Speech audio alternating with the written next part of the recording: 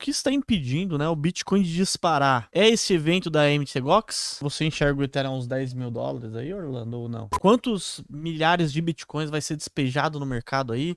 As pessoas compraram, né? Algumas comprou Bitcoin a 4 dólares, a 200 dólares. E provavelmente algumas pessoas vão ter esses Bitcoins de volta. E aí? Vamos lá, cara.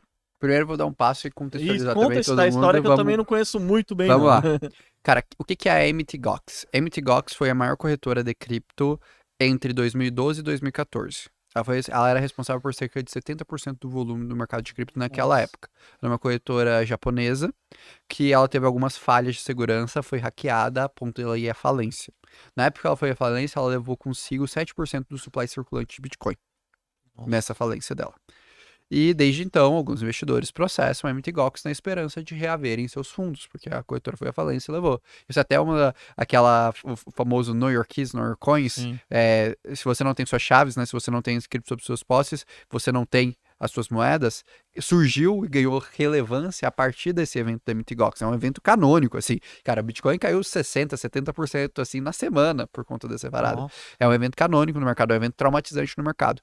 E esses investidores passaram 10 anos sem seus bitcoins, o Bitcoin prevaleceu, sobreviveu, e agora com múltiplas multiplicações. E aí o que a Mt. Gox decidiu fazer? Eles fizeram uma estruturação e eles vão devolver parte dos bitcoins e dos bitcoins cash dessas pessoas que tinham bitcoins depositados, que dá em torno aí mais ou menos de 15% do que eles tinham depositados em bitcoin. Só que isso dão alguns bilhões de dólares, dada a valorização, como você comentou. Teve pessoas ali que tinham bitcoin na Mt. Gox, o bitcoin é 200 dólares, hoje o bitcoin está 60 mil. Então, se a pessoa teve um upside, mesmo ela ganhando só 15% do que ela investiu Exatamente. em fiduciária, foi um ótimo negócio. Se ele ganhasse todos os bitcoins, então o cara tava sorrindo à toa. Mas enfim, esse evento vai adicionar cerca de 9 bilhões de dólares de pressão de venda no Bitcoin. Somado a ele, a gente teve alguns outros fatores que estão gerando um certo FUD, um medo no mercado, que é o governo americano, que também tem alguns bitcoins apreendidos de algumas operações legais, que também sinalizou que pode estar vendendo eles, e o governo da Alemanha, que também sinalizou a potencial venda. Eu não acredito que esses são os únicos fatores que estão puxando o preço negativamente. Talvez é o que está gerando um pouco do mal-estar, mas para mim o fator core central é a falta de liquidez do mercado. A gente abriu o ano de 2024 com uma expectativa de 6 a 7 cortes de juros. E agora a gente está encerrando o ano com a chance de a gente não ter nenhum corte de juros. Então, o mercado todo se projetou na sua expectativa para a gente estar com muito mais liquidez do que a gente está agora. E desde março o mercado está reprecificando isso. Então, para mim, é como se a gente estivesse passando por um cenário de aperto monetário, similar ao que aconteceu em 2022, que as taxas de juros subiram, só que dessa diferença, a taxa de juros está estável, só que está sendo cada vez mais a frustração do mercado em relação ao corte de mercado. Eu sempre falo para as pessoas, sempre lembre-se, preço no mercado nada mais é do que a realidade menos a expectativa. Se a expectativa é alta e a realidade vem um pouco ruim, a expectativa torna o preço negativo.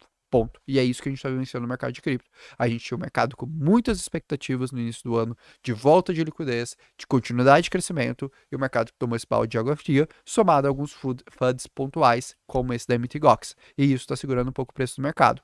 Mas para mim, esse momento, ele, na minha visão, está marcando um ponto de inflexão e uma super oportunidade do mercado de cripto. Por que eu falo isso? Eu acredito que 2 ou 3 boas decisões dentro do mercado de cripto, por ser um mercado extremamente cíclico, elas mudam completamente o resultado da sua carteira.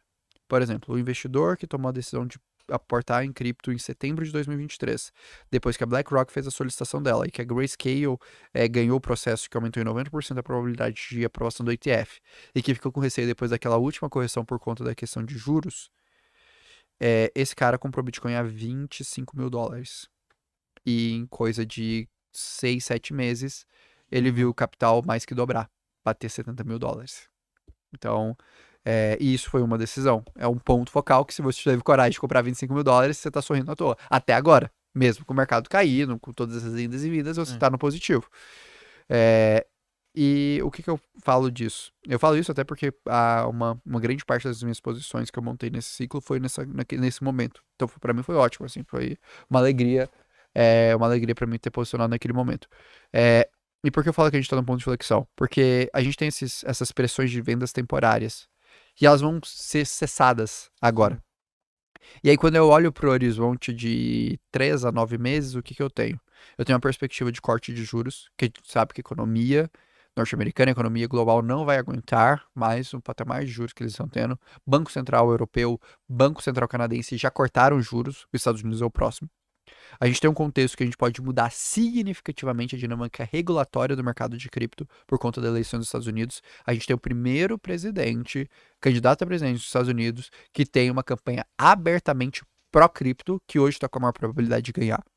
É o Trump, né? Que é o Trump, e a gente pode ter essa mudança na gestão da SEC e sair de uma mudança de uma gestão completamente contra a cripto para uma mudança de uma gestão favorável a cripto. A gente tem o instrumento mais fácil de acesso a capital institucional e varejo do mundo para criptomoedas hoje, que é o ETF Spot de Bitcoin. Nós teremos em breve, provavelmente na semana do dia 15 desse mês, o ETF Spot de Ethereum. Para mim, a somatória desses fatores são um ponto de virada. Eu acredito que a gente pode ainda enfrentar uma última correção no mercado de criptos, somado a esses receios associados à MTGOX e também ao sell on the news da liberação do ETF Spot de Ethereum, principalmente pela pressão de venda da Grayscale, que é o Grayscale pode exercer no mercado. E para mim, no momento que isso acontecer, vai ser um dos momentos que eu mais vou me posicionar no mercado novamente. Se ele der mais uma corrigida? Sim, porque para mim isso vai ser um ponto de flexão. Que o mercado vai... Imagina, cara, que os próximos 20, 50 dias, o mercado corrige ainda um pouco mais. Então vai ser oportunidade pra montando posição ali. Pra mim, agora a gente tá numa oportunidade, a gente tá numa fase de consolidação oportunidade. Porque eu não enxergo os próximos 2 anos a gente tendo menos liquidez do que a gente tá tendo agora. Eu não enxergo os próximos 2 anos a gente tendo uma taxa de juros tão elevada quanto a gente tá tendo agora. E o mercado de cripto, nos seus drivers centrais, é a questão da liquidez. Quando tem liquidez disponível, quando o M2 dos bancos centrais está crescendo, o mercado de cripto acompanha. E não faz sentido, né, Orlando? A pessoa ficar apavorada porque cada vez mais a adoção vai ser muito grande, né? De criptomoedas, principalmente das maiores ali. Bitcoin, Ethereum, USDC, eles acabam facilitando muito a vida das pessoas. Sim, assim, eu acho que você tem... Eu falo que a sua alocação de cripto, ela tem que ser diretamente proporcional ao seu conhecimento sobre o mercado. Pra mim é fácil ter maior parte do meu portfólio pessoal em cripto. Porque, cara, eu vivo disso há 7 anos. Então, pra mim vou dizer assim, é fácil eu sentar aqui, conversar com você, falar de cripto, falar que eu quero entrar com mais capital, quero fazer isso, quero fazer aquilo, porque eu vivo disso. E outra coisa, eu tenho a minha reserva já consolidada, bonitinha, de vida, de modo que esse investimento ele não vai afetar a minha vida do ponto de vista de liquidez. Eu vou continuar conseguindo honrar com todos os meus compromissos. Eu não tô dependendo que as criptos subam daqui a 3 meses ou 6 meses para pagar a conta. Agora, se você tem isso do seu lado, aí é você esperar o mercado se tornar racional, sabe? Eu acho que a grande administração que você precisa ter quando você está num mercado de alto risco e um mercado cíclico, como é o mercado de cripto, é você saber administrar muito bem a sua liquidez. O tempo é o seu maior aliado, só que às vezes você vai sofrer um pouquinho. Então, se você consegue trabalhar com a lógica do tempo, você fica tranquilo. Eu me recordo quando eu entrei no mercado de cripto. Eu entrei no mercado de cripto, entrei com Bitcoin entre 6 a 7 mil dólares. Eu vi Bitcoin a 13 mil dólares. Nossa. E isso não faz tanto tempo. Verdade, é recente mesmo, né? Faz 7 anos. Parece que foi ontem que o Bitcoin tava 15 mil dólares. Foi Aí o Orlando, o Augusto brincou, falou que ia comprar nos 12 mil, o pessoal ficou enchendo o saco dele. Sim, sim. Não foi esses dias? Foi esses dias, Foi meu. esses dias, cara. Foi Você final de começa a olhar e 22. fala, caraca, mano, foi esses dias aí. Agora pensa o cara que comprou aqui 15 mil dólares, foi outro ponto de flexão. Você teve o maior fã de todos, a terceira maior corretora de cripto quebrou. A gente tava no pior momento de aperto monetário do mundo. O cara que teve coragem de botar a grana lá em Bitcoin, naquele momento, perigoso esse cara fazer 10 vezes no Bitcoin no final desse ciclo.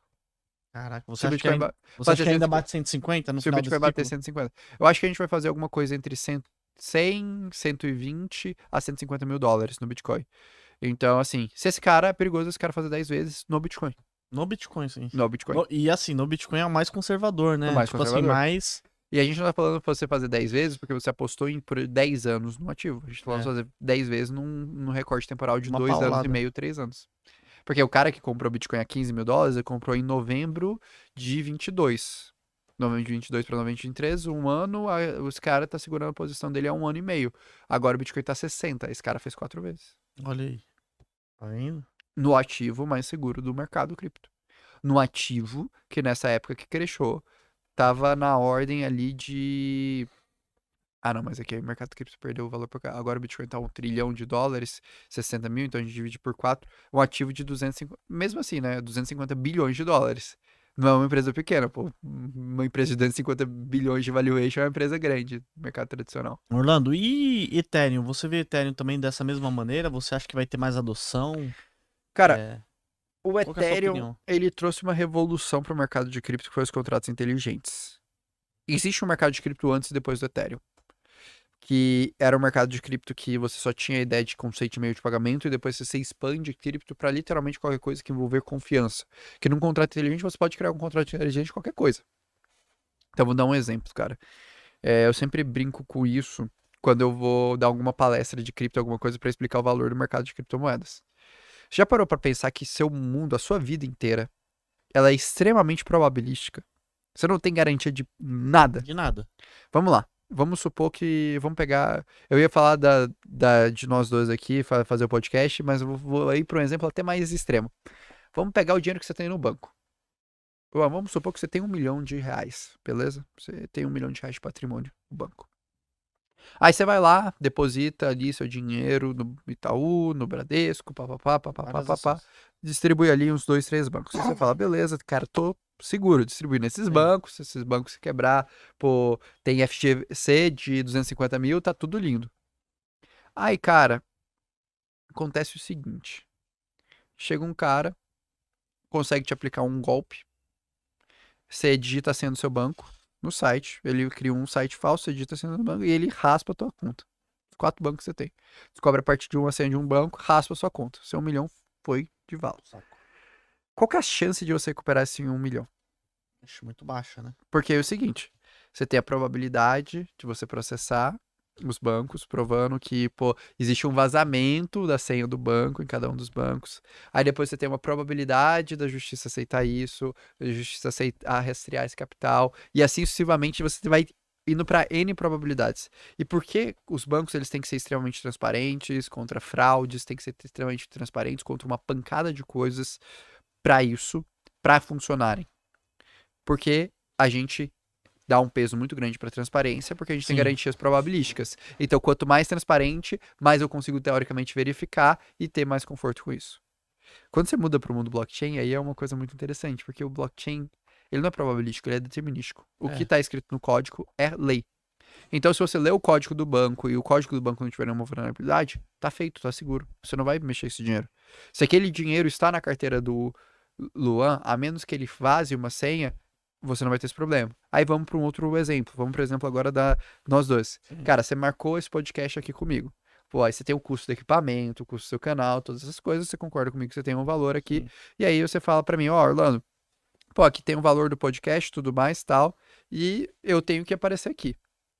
Cara, aí você vira pra mim e fala, olha, Orlando, mas assim, pra eu garantir, pra eu não perder dinheiro, como a gente tem aqui esse podcast, pô, cara, se você atrasar, ou se você faltar o podcast, você vai pagar uma multa aqui pra mim de R$ 1.000, tudo bem? Tudo bem, a gente assina um acordo, tudo mais, tal.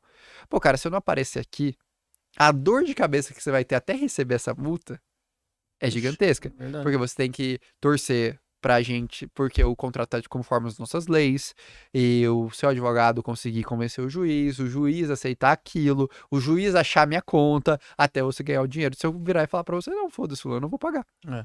Agora, se a gente fosse na blockchain, seria super simples. Você É. criaria um contrato ali, você vira e fala, Orlando, você vai pegar, você vai mandar o Ether lá, travar, Aí travou. travou. Depois que a gente subir o vídeo a gente vai vincular um oráculo. Se o vídeo tiver subido no canal no horário X, no horário certo, tiver lá dentro do canal no horário certo, esse dinheiro é destravado e volta para você. E essa é a grande evolução do blockchain. A blockchain vai tornar um mundo totalmente probabilístico, que a gente não tem certeza de nada, e um mundo extremamente transparente e extremamente determinístico. Óbvio, a gente ainda vai ter alguns fatores probabilísticos, como a estrutura do código, as informações que a gente vai estar puxando, etc. Mas a gente cada vez mais vai construindo um mundo que ele tem mais certeza do que está acontecendo. E inúmeras ineficiências que existem nesse mundo vão ser sanadas. E essa é o grande advento do Ethereum. Isso que foi criado a partir do Ethereum, que permitiu toda essa dinâmica, tudo isso. E por isso que eu vejo tanto valor no Ethereum e acredito que sim, soluções de primeira camada estarão dentro de todo esse mercado. E o Ethereum, você enxerga o Ethereum uns 10 mil dólares aí, Orlando, ou não? Eu não acho loucura. Se a gente pegar Ethereum US$ 10.000, vamos lá. A gente sempre tem que trabalhar em premissas quando a gente projeta preço. Se a gente pegar numa premissa do Bitcoin a 120 a 150 mil dólares, o Ethereum, e pegando o preço atual do Ethereum, o Ethereum teria que se valorizar só um pouquinho em relação ao Bitcoin hoje para bater esse valor dos 10 mil dólares. Então eu acho isso razoável, especialmente com a aprovação do ETF Spot e Ethereum para o longo prazo. Mas aí vai depender muito do grau de atividade que o Ethereum vai conseguir colocar e também o grau de relevância que esse ETF vai conseguir dar para o Ethereum. Então eu acho que varia muito assim, se a gente tiver um pouco mais de atividade na rede, um pouco mais de dinâmica e Ethereum conseguir manter a consolidação de ser uma das primeiras camadas do mercado. Mas se isso acontecer, de fato a gente tiver essa liquidez, eu acredito que sim, é bem razoável. E ainda mais, principalmente com o ETF, né? Spot, Sim. né? Aí com certeza pode bombar. O ETF Spot tem a capacidade de colocar alguns bilhões de dólares no Ethereum e posicionar ele para um outro patamar, assim como foi com o Bitcoin. Tubarões, se vocês quiserem ver cotação de ações, de fundos imobiliários, de BDRs, ETFs, criptomoedas, você consegue ver através do site do Investidor 10, a plataforma completa. Tem diversos rankings também, maiores lucros, maiores ROIs, empresas que pagaram mais dividendos nos últimos 12 meses. É uma plataforma completa e você consegue gerenciar sua carteira. O QR Code tá aqui na tela, aqui, só você acessar ou no link da descrição aqui do vídeo também.